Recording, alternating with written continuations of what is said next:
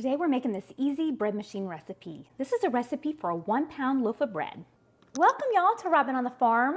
Today I'm going to show you how to make a 1-pound loaf of bread using a compact bread machine.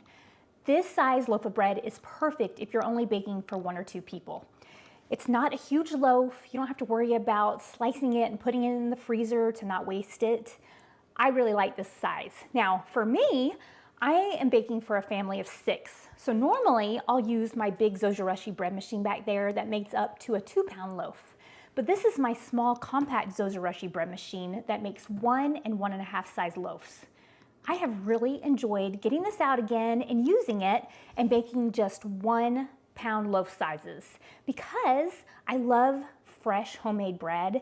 I can just make a little 1-pound loaf, get it out, eat it all for dinner, and then make it more the next day. So that's what I have enjoyed doing. So if you're just baking for 1 or 2 people, or you have a family and you just want fresh homemade bread, this 1-pound loaf is fantastic for either of those situations. So let me just show you how to make it. It's super simple to make. On my website, I always have the printable recipe for every recipe that I do. And for all my bread machine recipes, I'll leave the recipe for a 2-pound, a 1.5 pound, and a 1-pound loaf. So all of the recipes that I've shared, you can use a smaller bread machine like this and make a 1-pound loaf. So this is my home style white bread, and I'm just gonna show you how to make it today. It's super simple, it's super yummy, and you're gonna love this bread. So let's just get started on the recipe. We're gonna start with 2/3 of a cup of lukewarm water. You want this to be about 100 to 110 degrees, so just throw that right on into your bread machine loaf pan. And next we want 2 tablespoons of melted butter. So this is my cast iron melting pot. I put 2 tablespoons of butter in here, popped it on my stovetop, and it melted my butter in about a minute. I love this. I used to always melt my butter in the microwave, and I made huge explosion messes in my microwave. So now I use this, and I love it. So 2 tablespoons of melted butter right on into your bread machine loaf pan. Now you can also use oil if you'd rather do that. You can use 2 tablespoons of oil, any kind of light tasting oil. I like olive oil, sunflower oil, coconut oil, any of those will work just fine in this recipe. And our next ingredient is sugar. I'm gonna use 1.5 tablespoons of this white sugar, but there's lots of options. You can use honey, you can use monk fruit, you can use maple syrup, you can use stevia. There's lots of different options that you can do, but I'm using 1.5 tablespoons of sugar. Now, if you want to, you can totally omit the sweetener, or you can reduce it to however low you want. You don't have to use it in this bread, but it is good to help activate your yeast, and it just makes it taste really good. But you have some options there. If you don't want to use the sugar, don't use the sugar. Now it's time for some flour. This 1-pound loaf of bread calls for 2 cups of flour. Now you can use bread flour, you can use all-purpose flour. You definitely don't want to use self-rising flour. So I'm going to use 2 cups of flour. I'm going to use 2 cups of all-purpose flour. I do really prefer using bread flour. You'll get a little bit better texture, rise, chew out of your bread, but I have a lot of all-purpose flour to get through, and so I'm going to use all-purpose flour, and it turns out great with either kind of flour. So 2 cups of flour right on into your bread machine loaf pan. Now I forgot to mention on my recipe, this will be in cups and spoons, and it'll also be in grams if you rather bake like that. But when you're using your bread machine, it's so important to get all of your ingredients into the bread machine loaf pan. Let your bread machine mix it up for a minute and then check on it.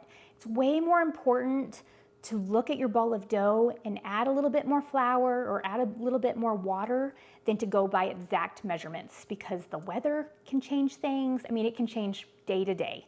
So that's what I do. I don't worry so much about exactness when I'm throwing my ingredients into my bread machine loaf pan. Okay, after the flour, it's time for some salt. I really like this Redmond's Real Salt. This is what I like to use in my baking. This is ancient fine sea salt, mined from North America. So it's pretty neat, and it's even a kind of a pretty pink color. So I'm gonna use 1 teaspoon.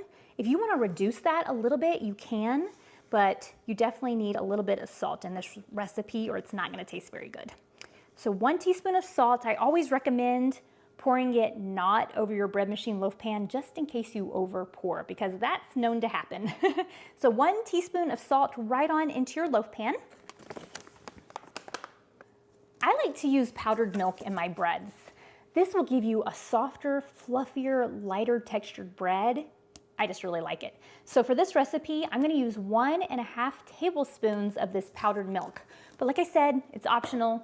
If you don't wanna use it, then just skip over that. You don't need to change the rest of the recipe. So I'm just gonna add 1.5 tablespoons right on into my loaf pan. And our very last ingredient is the yeast. Now, I always buy my yeast in these big containers. I usually buy it in 1-pound packages or 2-pound packages, and I just keep it in my freezer. So if you keep it in your freezer, it's gonna last for years and years. I have some pretty old yeast in my freezer, but it still works just fine because it's been frozen. So today I'm gonna use this SAF instant yeast. I also use the Red Star active dry yeast. I use the Bella Rise instant yeast. You can use any kind of yeast, bread machine yeast if you have that. You can use any of those in this recipe. It's gonna turn out just fine. But you're gonna want 1 teaspoon of yeast. Whether it's active dry, instant, rapid rise, it doesn't matter. But 1 teaspoon of yeast. And you're just gonna put it right on in there with your other ingredients. Now it's time to throw this into the bread machine and let it get going. I'm gonna use my bread machine to totally make this loaf of bread today. You can also use your dough cycle if you'd rather do that. Let the dough cycle do its thing and then get it out, shape it into a loaf and bake it in the oven. That's a great way to do it too. I have lots of videos on that if you want to do it that way. But today I'm gonna let my bread machine do all the work. So I'm gonna go ahead and throw this in there and then we're gonna get it started. For this bread, I'm just gonna use a basic white cycle. So that's the first one listed, and it normally is on every bread machine. Basic white bread. Now you also usually get to choose light, medium, or dark crust. So choose what you want. I always like light crust. So I'm gonna choose the light crust, and I'm gonna press start. And you can hear that it's starting to mix and knead. Now, in just a few minutes, after all of these ingredients get incorporated together, I'm gonna check on my ball of dough. I don't want it to be too wet or too dry. And once I see that the dough looks good, then I know that I can just shut the lid of my bread machine and let it go the entire cycle. And I'll know that my bread is gonna turn out great. If you don't check on your ball of dough, your dough could be too wet and it could collapse. It could be too dry and it'll be crumbly and just a weird texture. So it's really important to check on your ball of dough. But I'm gonna let this go just for about 5 minutes and then I'll check on it and I'll let you see exactly what your ball of dough should look like. All right, my bread machine's just been going for a couple minutes and most of my ingredients have been mixed together pretty well. I always like to come in with a rubber spatula and kind of get these extra ingredients that are stuck to the sides of the loaf pan. I like to kind of work those into my ball of dough. So definitely do that, or that is going to bake onto your loaf of bread and it's not gonna look pretty or taste good. I've given this dough a few more minutes to knead and it's looking really good. It's not looking too wet. If it was, it would be sticking to the sides and to the bottom and to the paddle, and I would know that I would need to add more flour. So if yours is looking too wet, add about another 1/8 cup of flour and let it knead together and it should look more like this. Now, if it was too dry, it would look kind of crumbly and it wouldn't look nice and smooth like this one's looking. So this dough looks great. I can confidently shut the door of my bread machine and know that in just a few hours, my bread is gonna turn out fantastic. It's about 3 hours later and our 1-pound loaf of bread is ready. Let's take a look. Oh, it looks so good. Okay, let's go ahead and get it out of the bread machine. Here is our beautiful 1-pound loaf of bread. Now I just got it out of the bread machine and doesn't it look good? And let me tell you, it smells incredible. Now just for fun, I thought that we could weigh this loaf. So I have it in ounces and it weighs 15.7 ounces. So it's just right at a pound. So that is why it's called a 1-pound loaf of bread. It actually weighs a pound. Now, this is what I like to do. If I'm at home when the bread machine is done, then I like to get it out immediately. And I like to take a little bit of butter. I have my cast iron melting pot. I just melted a little bit of butter in this, and I just like to brush some butter on top of my bread. You can just do the very top, or you can go all the way around like I like to do.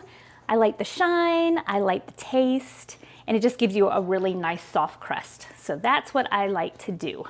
And once you have that buttered up really good, I like to cover up my bread with a tea towel. I like to just let it sit here and let all that condensation and warmth give you a nice soft crust. So I like to cut into my bread warm because I like to eat nice warm bread after I've made homemade bread. But I'm gonna let this sit here just for a few minutes and then we'll cut into it and check out the inside. I've let my 1 pound loaf of home-style white bread cool off for a few minutes and I'm ready to cut into this and enjoy a nice warm slice of homemade bread. Now, isn't this just the most perfect size for 1 or 2 people? So if you're baking and cooking for 1 or 2 people, a 1 pound loaf of bread is perfect. Or for my family of 6, we're gonna eat this for dinner tonight, along with dinner, and it's gonna be the perfect amount. I won't have any leftovers and I can make another nice fresh batch tomorrow. So let's go ahead and cut into this and check out the inside. Now you should let your bread totally cool for the best slicing, the best crumb, the best texture on the inside, but I can never do that. Isn't that a pretty loaf of bread? I say once you make homemade bread, then you can cut into it whenever you want to because you made it and it's yours. Look at that. Isn't that so pretty? What a nice slice of bread that is. It has a nice fine crumb, beautiful texture. It's nice and soft. It's nice and fluffy. This is great just for eating or for sandwiches. If you happen to have any leftovers, this is what I like to store my bread in. This is a beeswax bread bag that my daughters and I hand make together. These are antibacterial and they help keep your bread from molding. Those will be on my website, robinonthefarm.com. Here's the printable recipe for this home-style white bread. If you look down in the description, there's gonna be a link that you can click on and you can print out this recipe exactly like this. Now, like I said, I always leave the recipe for a 2 pound loaf, a 1.5 pound loaf, and a 1 pound loaf. So no matter what size bread machine you have, you can make this recipe. I also leave the recipe in cups and spoons and in grams. So hopefully that's helpful for you. And I also have the bread machine instructions and the dough cycle instructions if you'd rather bake it in the oven. You can find this printable recipe down in the description or on robinonthefarm.com. Thanks so much for being here with me on Robin on the Farm. I will see you next time.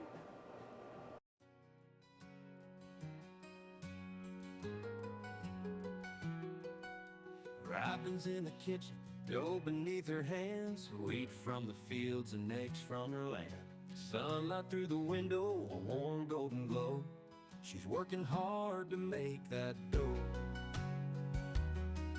With flour on her apron, loving each need, ground wheat fresh, sowing her seed. The smell of fresh bread rises in the air. Simple life without a care.